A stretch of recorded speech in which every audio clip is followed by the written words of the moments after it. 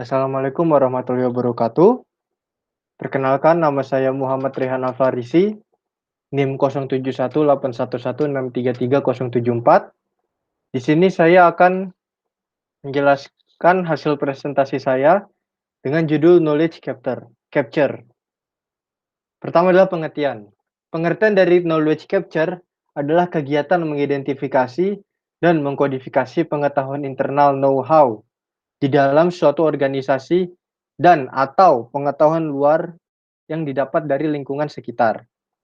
Sebelum kita membahas lebih lanjut, kita harus mengetahui jenis-jenis pengetahuan terlebih dahulu. Knowledge terdapat dua tipe, yaitu tacit knowledge dan explicit knowledge. Tacit knowledge merupakan suatu pengetahuan yang terdapat di dalam diri seseorang atau kelompok, sedangkan explicit knowledge adalah pengetahuan yang terdapat dalam sumber-sumber eksternal yang biasanya tertulis. Contoh dari suatu tacit knowledge adalah pengalaman, keahlian, dan expertise yang dimiliki oleh seseorang, kelompok, atau bahkan organisasi.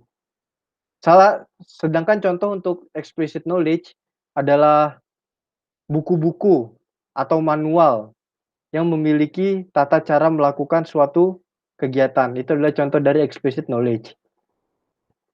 Terdapat beberapa cara yang bisa kita lakukan untuk melakukan knowledge capture.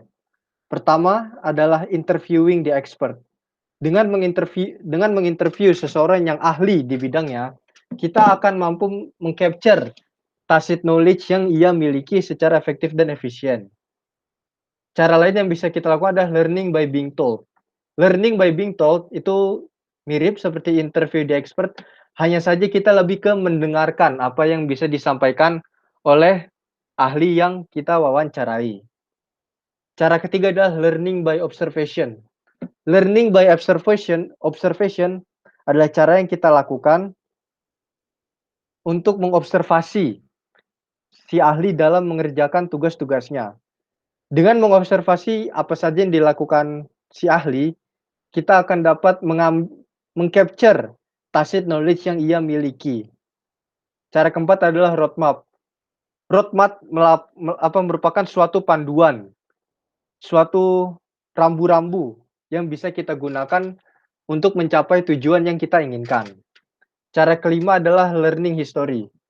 Learning history di sini terdapat beberapa tahapan, yaitu planning, reflective interview, distillation, writing, validation, dan dissemination.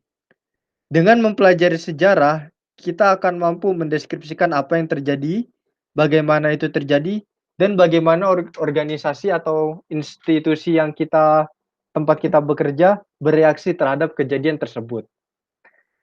Dan cara keenam adalah action learning. Action learning adalah kita mempelajari tindakan-tindakan yang dilakukan oleh seseorang atau organisasi dalam bereaksi kepada suatu kejadian tertentu.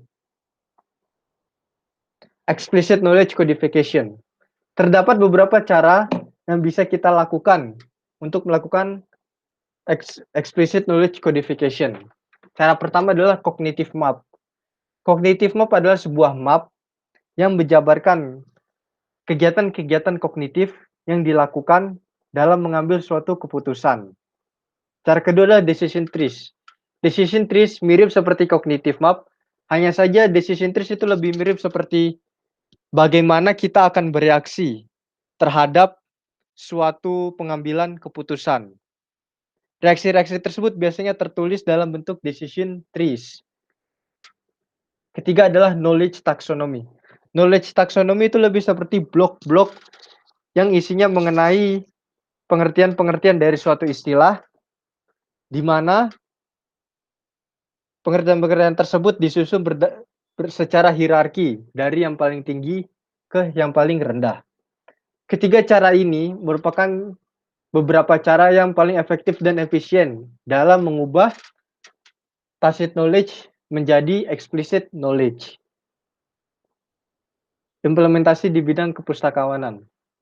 Dengan mengimplementasikan knowledge capture dan codification, pustakawan akan mampu membagikan pengetahuan tacit yang ia miliki kepada koleganya, sehingga suatu instansi akan mampu melakukan tugasnya secara efektif dan efisien.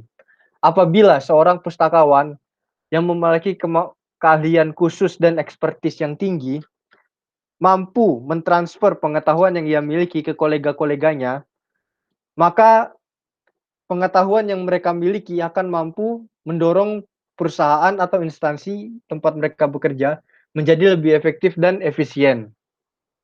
Tujuan lain dilakukannya knowledge capture dan codification adalah untuk melestarikan pengetahuan tersebut. Apabila seseorang yang memiliki eksperti tersebut karena suatu alasan keluar dari instansi tempat ia bekerja, apabila kita melakukan knowledge capture dan codification, kita akan mampu melestarikan pengetahuan dan ekspertis yang ia miliki dan mentransfernya ke orang lain. Sehingga pengetahuan dan ekspertis yang ia miliki tidak akan hilang begitu saja dari perusahaan walaupun orangnya sudah berhenti bekerja di perusahaan tersebut. Sekian presentasi dari saya, kurang lebihnya mohon maaf. Wassalamualaikum warahmatullahi wabarakatuh.